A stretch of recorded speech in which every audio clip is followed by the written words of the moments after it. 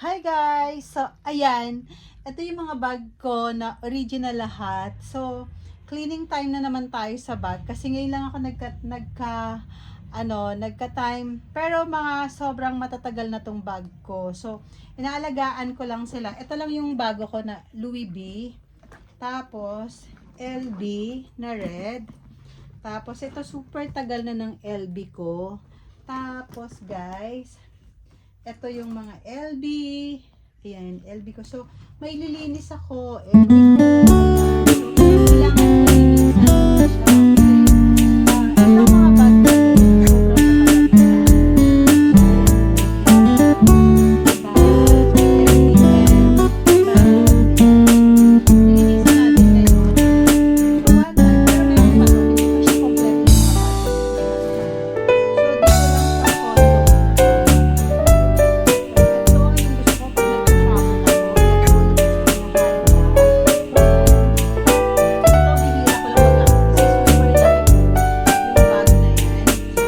Lilinisan natin ngayon. So,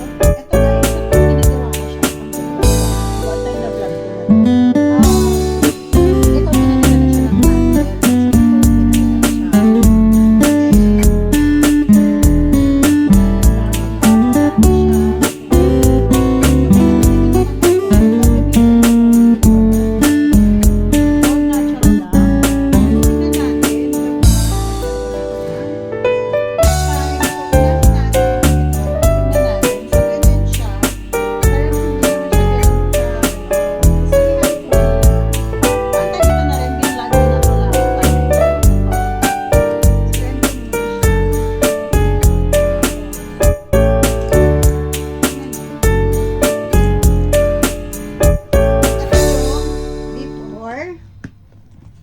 Before, after, ayan, so shiny na siya. Parang i-clean muna natin siya. Ayan. Before and after. Ganun muna anuhin natin. Ay, bakit ganun? Ito, ayan, naanuhan siya, oh. So, tingnan mo, nagsha-shiny siya. Pero, idodoble natin tong Old Natural na 10 colors of light. Ayan. 10 colors of light. Natural. Tapos, ganito siya. Ayan. So, ganyan lang yung gagawin natin, guys. Ito. Ayan. O, diba? Ang shiny. Ang shiny niya. O. Diba?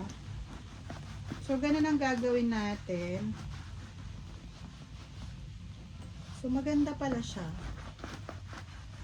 Kasi yung isa na ini-spray, parang hindi siya ganun kaganda, guys. Hindi siya ganun ka, pag nililinis mo siya, hindi siya ganun ka ganda. Ito. So, tingnan natin. Ganyan.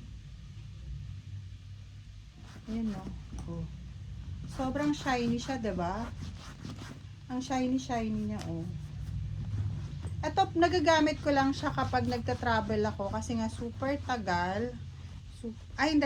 Malaki siya masyado pag nagta-travel ka. So, yung maganda. Oh, ang ganda, oh.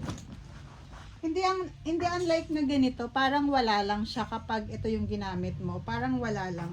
Ito naman, super maganda. So, parang top 1 sa akin to. Top 1 na pang cleaning. Kasi, o, oh, diba? Ang shiny, diba? Kesa dito, oh. Shiny. So, tingnan natin. Kasi, shiny siya. Ganun. So, ginagawa ko dito, every 6 months, naglilinis ako ng bag ko. Ganun lang. Tapos, may organizer din ako na nilalagay dyan. Oh. Yun, oh. Ganun. So, and then, idadap mo siya dito para shiny. Hindi ko na kasi ito magamit masyado kasi nga, pag nagta-travel lang, doon lang siya ginagamit talaga. Diba? Ang ganda.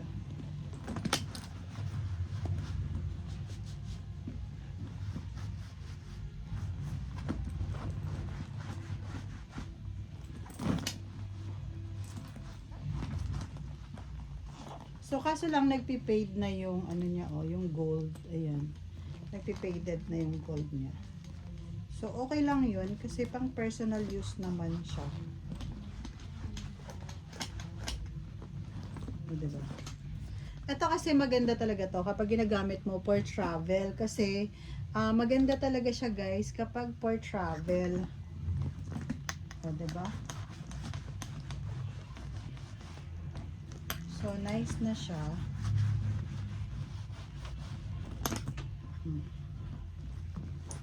Diba? Okay. Tapos na. Done. Oh. Okay na. Maganda na siya. Lagay natin doon. So, dito naman tayo. Ito ulit. O, diba? Ito. Di siya ganun kaganda din. So, isprayan muna natin. Kung before sabi ko ito maganda. Hindi, mas maganda tong nabili ko ngayon. Kasi ito para siyang like sabon lang na ginagamit. Parang sabon lang siya. O, diba? Yan. Sobra. Ayan yung before, after, ang shiny, diba? O. Ang shiny nung LB. So, yan. Kailangan lang natin siyang linisan ng linisan para maganda.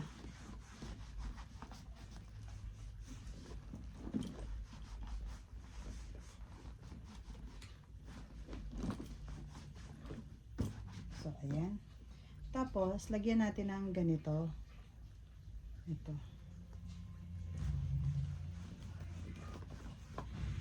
Yung natural. Yung shiny, diba?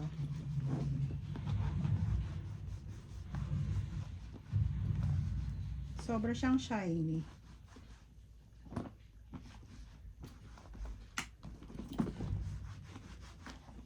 Diba?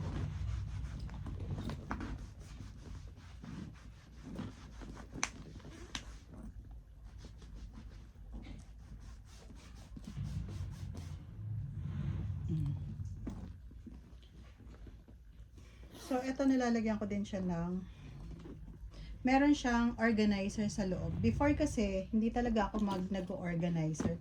So, naisip ko, lalo ng pandemic, tas parang inisip ko, dapat lagyan ko lagi siya ng organizer ng mga, ano yung bag, para laging malinis. So, ayan. Diba? Ang ganda na niya. Tapos dito, linisan natin siya. Para maganda.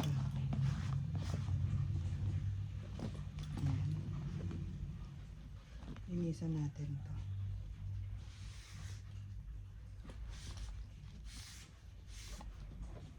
So, ayan. Naging shiny na siya. Before, parang siyang madumi. Ngayon, hindi na. Oh. See, malinis na siya. Parang ang ganda-ganda niya na tingnan. Pwede mo na siya ulit gamitin. Before kasi yung LB, parang yung mga old LB na vintage siya. Parang sobrang makakapal yung ganito. Yung ganyan, makakapal yung ganito nila. Pero ngayon, kapag bumili ka, parang sobrang nipis. Manipis na yung ano niya, yung ano niya, mga leather niya. Hindi unlike before na ang kakapal nung ano leather niya. So, ayan. Diba? So, ito. Yan. Linisan natin. Ito kasi nabili ko to sa Japan. So, ganyan, di ba? Ayan. Hindi siya ganun ka-shiny. So, anhan natin. Hindi siya ganun ka-shiny. So, ayan.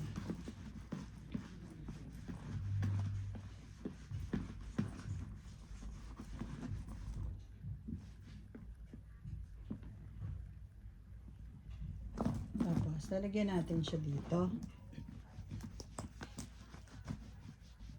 Oh, 'di ba? Ang ganda niya. Pag nilalagyan mo siya ng Old Natural, parang sobra ang linis ng bag. Parang ang shiny ng bag. 'Di ba?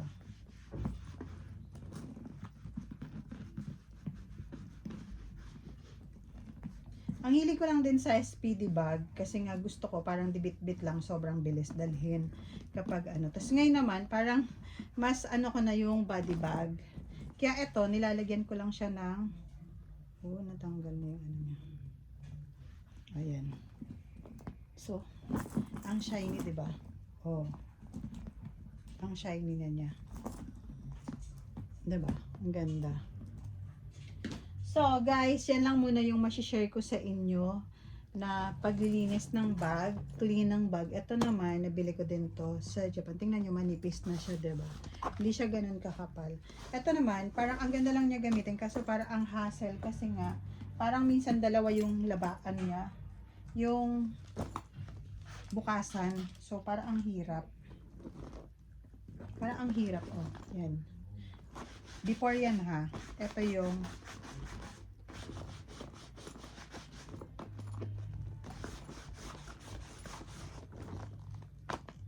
diba? Ayan yung before, after.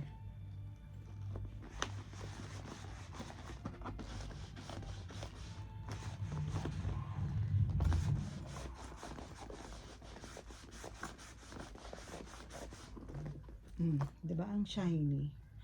Ang shiny ng bag.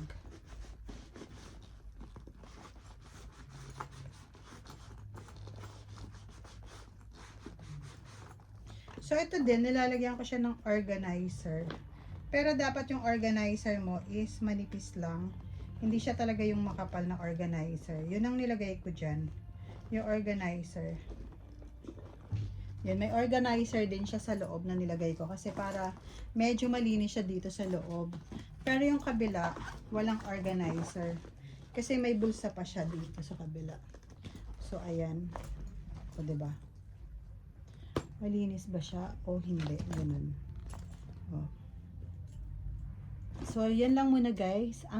Yan lang muna yung isi-share ko sa inyo. Yung mga bag ko na nililinis ko ngayon. So, every 6 months, nililinis ko yung mga bag ko na mga LB. Kasi, at least magagamit mo pa rin talaga siya. Hindi na kasi laging bumibili. So, yun na lang kasi 'di ba? Syempre sayang din kapag bili ng bili kayo. So linisan niyo na lang yung mga bag niyo. Kung meron na kayong mga bag na LB, so wag niyo nang iano kasi sayang. So magagamit niyo pa for personal pag gusto niyo.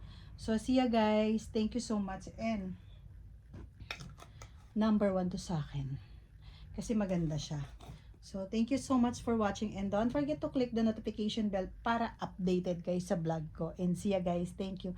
So, yun, kapag may mga luma kayong bag, linisan nyo lang, magagamit nyo pa. And, kasi sayang eh.